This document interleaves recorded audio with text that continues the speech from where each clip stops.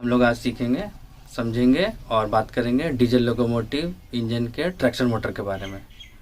ठीक है, traction motor से पहले एक वीडियो आया था कि हाउ टू स्टार्ट लोको। ठीक है, लोको स्टार्ट करने के बारे में हम लोग सीख गए।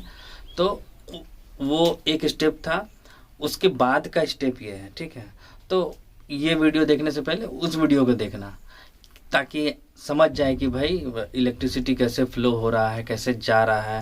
नहीं तो डायरेक्ट अगर इस में हम लोग ट्रैक्शन मोटर को कोई देखेगा तो बोलेगा कि इंजन स्टार्ट हुआ कैसे, नहीं हुआ, तो थोड़ा कंफ्यूज हो जाएगा। इसीलिए स्टेप बाय स्टेप देखिए तो समझ में आ जाएगा। ठीक है, अब बात करते हैं ट्रैक्शन मोटर के बारे में। ट्रैक्शन मोटर में क्या है कि ट्रैक्शन मोटर हम लोगों का इसमें डीसी सीरीज़ मोटर लगा हुआ है। ठीक है, ये देखिए कोई भी डीजल लोको हो और इलेक्ट्रिक लोको में डीसी सीरीज़ मोटर नहीं लगा रहता। ठीक है, उसमें अपना एसी मोटर लगा रहता है। ठीक है, और वो एसी मोटर सीधा अपना एसी से चलता है और ये डीसी मोटर है। डीसी मोटर उसके तुलना में ज़्यादा ट्रैक्टिव एफर्ट होता है इसमें। इसको लोड खींचने का बहुत ही ताकत ज़्यादा होता है और उसमें थोड़ा इसके तुलना में कम होता है। इसका हॉर्स पावर कम होता है लेकिन इसका ट्रैक्टिव एफर्ट ज़्यादा होता है। ठीक है, लोड को ये बहुत ही इजी से खींच सकता है। इसको इसीलिए बनाया जाता है। डीजल लोको को जनरली खींचने के लिए बनाया जाता है। पैसेंजर में ज़्यादातर इलेक्ट्रिक लोको का यूज होता है। हाँ, अब हम लोग आते हैं ट्रैक्शन मोटर के बारे में। ट्रैक्शन मोटर से देखिए ट्रैक्शन मोटर में क्या क्या कंपोनेंट लगा हुआ है पहले वो समझ लेते हैं। ठीक है, जैसे मोटर सिंपल एक पहले हम लोग मोटर लेते हैं। मोटर में क्या होता है, आर्मेचर होता है, फील्ड होता है। ठीक है, इसमें भी वही है, जो छोटा जिसका प्रिंसिपल होता है बड़ा में भी प्रिंसिपल वही होता है। ठीक है, कि हमारा एक आर्मेचर होगा, एक फील्ड होगा, वाइंडिंग होगा। ठीक है, और जनरल मोटर में जैसे कोई भी मोटर हो तो उसका जो प्रिंसिपल होगा इसका भी प्रिंसिपल वही होगा। बस ये हैवी है तो इसमें कुछ मॉडिफाइड है, इसमें कुछ अधिक कंपोनेंट भी लगा हुआ है। जैसे ये ट्रैक्शन मोटर हो गया, इसमें आर्मेचर हो गया, फील्ड हो गया। अब इसमें एक और चीज़ है, कम्यूटेटर भी है और कार्बन ब्रश है, इंसुलेटर लगा हुआ है। हाँ, और इसमें उसका पूरा बॉडी है। ठीक है, अब इसमें केबल का बात करें तो केबल भी इसमें 4 लगा हुआ है। अब बोलिएगा 4 कैसे लगा हुआ है? जनरली मोटर में 2 केबल निकलता है, एक आर्मेचर का, एक फील्ड का। तो जनरली मोटर को हम लोग एक ही डायरेक्शन में घुमाते हैं। इसको एक ही डायरेक्शन में घुमाने के साथ साथ उल्टे डायरेक्शन में भी घुमाना पड़ता है। भाई लोको हम लोगों को फॉरवर्ड में ले जाना है, कभी रिवर्स में ले जाना है। ठीक है, इसीलिए हम लोगों को 2 फील्ड का, 2 आर्मेचर का वायर का ज़रूरत पड़ता है ताकि उसमें सिस्टम लगा करके, चेंजर लगा करके उसको फॉरवर्ड और रिवर्स में हम लोग कर सकते हैं। इसीलिए इसमें 4 केबल का ज़रूरत पड़ता है। ठीक है, अब इसमें आते हैं और कुछ कंपोनेंट है जो कि जनरल मोटर में नहीं रहता है। इसमें एक पिनियन लगा रहता है। ठीक है, वो पिनियन कहाँ लगा रहता है? वो पिनियन लगा रहता है ट्रैक्शन मोटर के शाफ्ट में, ट्रैक्शन मोटर के आर्मेचर के शाफ्ट में। ठीक है, आर्मेचर के शाफ्ट में लगा रहता है। एक गियर टाइप का होता है। ठीक है, जिसमें कि 18 दांत होता है स्लॉट वाइज। गियर जैसे नॉर्मली जो गियर होता है उसका जो स्लॉट है वो 18 दांतों का बना हुआ होता है। ठीक है, अब वो पिनियन क्या करता है कि जो हमारा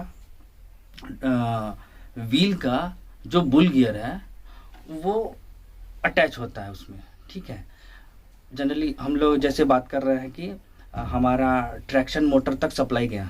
ठीक है, अल्टरनेटर जो है स्टार्ट किए, वो करंट जो है वो ट्रैक्शन मोटर को दिया। वो देखिए ट्रैक्शन मोटर का वर्किंग प्रिंसिपल है electric energy to mechanical energy. ठीक है, यह इलेक्ट्रिकल एनर्जी को मैकेनिकल एनर्जी में ट्रांसफॉर्म करता है। मोटर का ये वर्किंग प्रिंसिपल है। इलेक्ट्रिकल एनर्जी कौन दे रहा है? उसको अल्टरनेटर। ठीक है, अल्टरनेटर को पहले वीडियो में भी बताए थे। अल्टरनेटर रेक्टिफायर के थ्रू डीसी उसको करंट देता है। ठीक है, तो इलेक्ट्रिसिटी उसको मिल गया। अब इलेक्ट्रिसिटी मिलने के बाद ट्रैक्शन मोटर अपना एनर्जाइज हुआ, उसका फील्ड में इलेक्ट्रिसिटी सप्लाई हुआ, उसका आर्मेचर घूमने लगा, आर्मेचर घूमा तो उसके शाफ्ट में लगा हुआ पिनियन भी घूमा, यहाँ तक अभी रहने देते हैं। अब लोको के व्हील में बुल गियर अटैच होता है, ठीक है। अब जैसे ही हमारा पिनियन घूमेगा उसी के पैरेलल में बुल गियर होता है, ठीक है। और जैसे ही पिनियन घूमेगा, ऑटोमेटिक है कि जैसे पिनियन घूमेगा उसी के साथ जो अटैच बुल गियर है वो भी घूमेगा। जिस गति से हमारा जो पिनियन है वो घूमेगा उसके दुगनी, उसकी हाफ गति से, मतलब कि जैसे पिनियन है, मान लीजिए पिनियन का तो सिर्फ 18 दांत है ना, और इसका 74 दांत है बुल गियर का।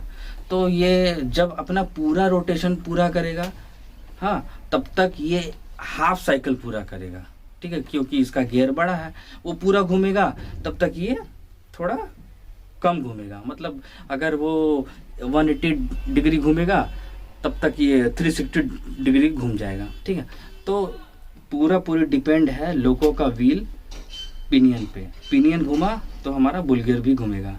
मतलब कि ये ट्रांसफॉर्म किस एनर्जी को कर रहा है, electrical energy to mechanical energy. ये मैकेनिकल एनर्जी ट्रैक्शन मोटर के आर्मेचर से कनेक्ट पिनियन के थ्रू हमारे जो नीचे जो बोगी का जो व्हील है वो व्हील से अटैच बुल गियर में अटैच होकर के वो एक मैकेनिकल एनर्जी के थ्रू हमारा व्हील घूम रहा है।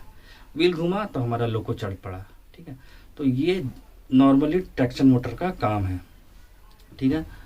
अब इसमें देखिए, अब जानने लायक बहुत ही अंदर की चीज़ें हैं जो इसको कंट्रोल करता है। हमारा जो मास्टर कंट्रोलर है वो एक नोज पे कितना आरपीएम, कितना करंट, कितना वोल्टेज ट्रैक्शन मोटर को देना है, वो हमारा मास्टर कंट्रोलर हैंडल जो है वो सेंसर को देता है। वो सेंसर के थ्रू अपना जो रिक्वायरमेंट है, सेंसर वोल्टेज, वो ट्रैक्शन मोटर को दिया जाता है।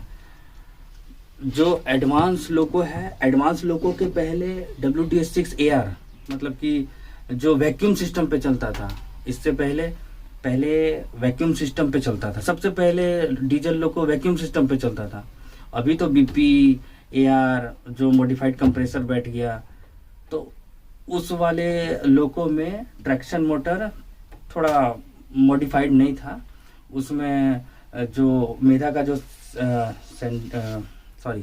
जो जितना सेंसर लगा हुआ है उसको उस समय मैनुअली करते थे। जैसे हमको अगर एक ट्रैक्शन मोटर काटना हो, उसके लिए M कटआउट होता था, मतलब motor cutout switch 1, motor cutout switch 2, 3, 4, 5, 6, ठीक है। वो होता था। अगर मान लीजिए इनकेस अगर किसी एक मोटर में खराबी हुई, ठीक है, तो वो डिस्प्ले पे आ जाएगा कि इतने नंबर का मोटर खराब हो गया। या फिर इनकेस पावर ग्राउंड का फॉल्ट आ गया, तो पावर ग्राउंड हमको चेक करना पड़ेगा मैनुअली जा करके, ट्रैक्शन मोटर में जा करके, ठीक है। एक मोटर काट के हमको वो पावर ग्राउंड चेक करना पड़ेगा किस मोटर में पावर ग्राउंड है, तो वो हम लोग मैनुअली चेक करते हैं। लेकिन इसमें क्या है, सेंसर बेस्ड है। हम लोगों को सेंसर में जा करके एक मोटर को कट आउट करना पड़ेगा, फिर कट आउट करके फिर कट इन करना पड़ेगा। तो वो सारा सेंसर बेस है, ठीक है। और बाकी ट्रैक्शन मोटर में बहुत मतलब छोटी छोटी चीज़ें हैं जिसको हम लोगों को बहुत बारीकी से पढ़ना पड़ेगा। उसके लिए थोड़ा सा आपको वीडियो से पहले थोड़ा अपना थ्योरी नॉलेज भी पहले बढ़ा लीजिएगा, उसके बाद फिर वीडियो देखिएगा, तब समझ में आएगा कि मोटर का फंक्शन क्या है, प्रिंसिपल क्या है, उसका वर्किंग प्रिंसिपल क्या है, वो समझ में आ जाएगा, ठीक है।